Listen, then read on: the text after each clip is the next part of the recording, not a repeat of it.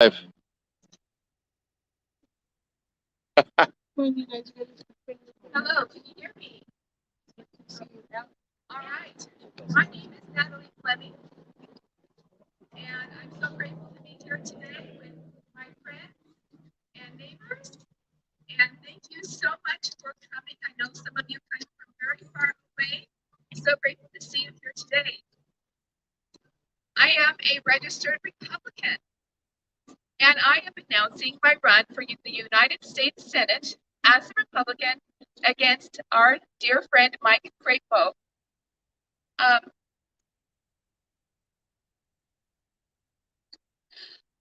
am very proud to be an American. I'm very proud to be an Idahoan. I've been here for 19 years. I returned 19 years ago with my children when I needed a good, safe place to raise my children.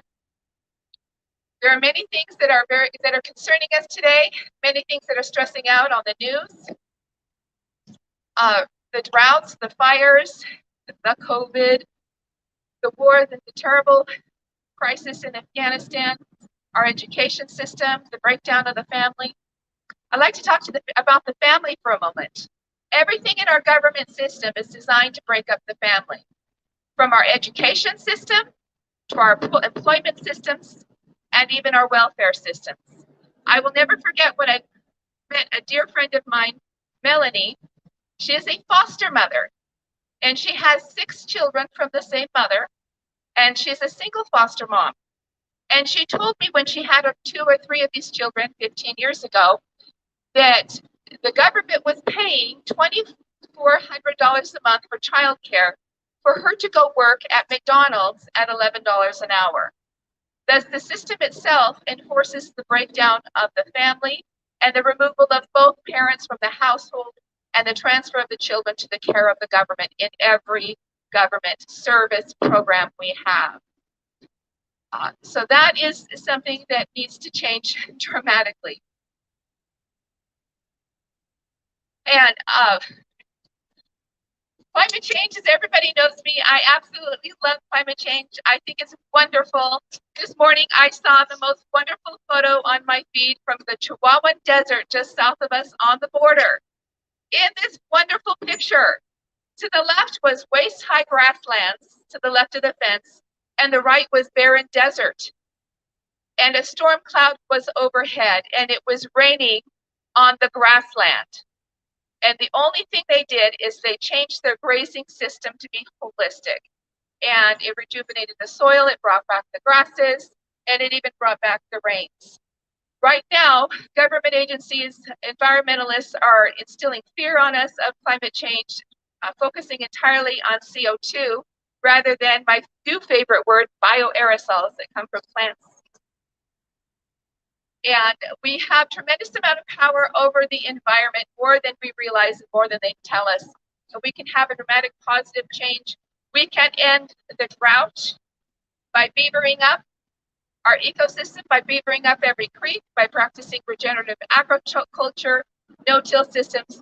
But our government programs make most of this illegal here in the United States. I'd like to talk about education. Right now, you are all, every taxpayer, every American taxpayer is currently paying for a Harvard education. They're all paying for Ivy League educations, but they do not get it. Many of the students at every education institution in America is paid for through Pell Grants and Perkins loans and subsidized by the American taxpayer. Yet the irony is, for the cost of one American university, we can educate all of America and the entire world. It is very simple. Harvard is actually working on it, on putting all of the education classes online for people to watch. Why can't we put all of the government paid college courses on YouTube and let people test out for a small fee? Other members of Congress have very expensive programs like Bernie Sanders, who says we need to pay for everyone's education using the current industrial educational complex, which is sucking the life out of the American people, sucking the life out of our pockets. It is long past time that we just put it all on YouTube and let people test out for a small fee. that not only helps us, but it helps the entire world. As long as it's great here and it's horrible over there, they are going to be coming no matter how big we build that wall. Why not make education available to all in a fiscally responsible way? All right, I'd like to talk about our foreign policies. We work on becoming the financiers of the world and the policemen of the world. We send our money and it corrupts. We send our soldiers and they kill, and we wonder why there's corruption and death across the globe. There is another Natalie, because all Natalies are awesome. Her name is Natalie Topa. She travels the world she goes into refugee camps and she teaches basic life skills such as holistic land management and permaculture, and she teaches them how to grow their food, and she's protected by armed guards all the time. Perhaps instead we should become the teachers of the world instead of the military force of the world.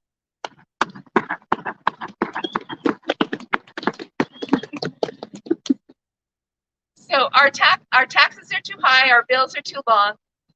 There is so much corruption in DC that we know about. We need somebody there who is freshly uncorrupted so I can be corrupted later by it.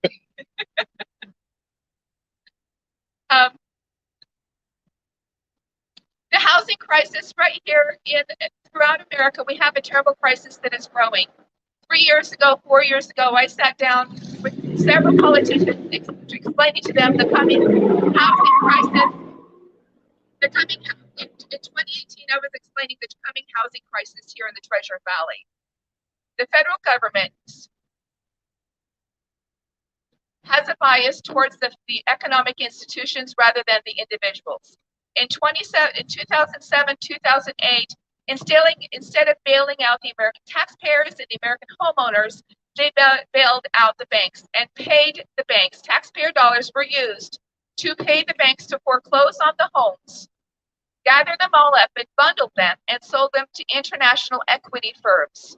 Right now, international equity firms are buying up houses across the country and across the Treasure Valley, raising the cost of housing, which creates greater burdens on the American people and on the American family. I intend to represent not just the Republicans. I'm running as a Republican, but I believe that in the Republican form of government, which means the representatives represent every member of their constituency. That means every voter, every child, every adult in their area, not just their own party. That means listening and coming together and coming to an understanding. One of my favorite pastimes is sitting down with people I disagree with and working things out with them and hashing it out and coming to a common ground and finding that common ground, building on it. Only by finding common ground where we listen to both sides can we come up with complete solutions. Right now, one side controls Congress, controls the government, and we have this perpetual pendulum and whiplash, political whiplash that we go through every 4 years because only one side has the power.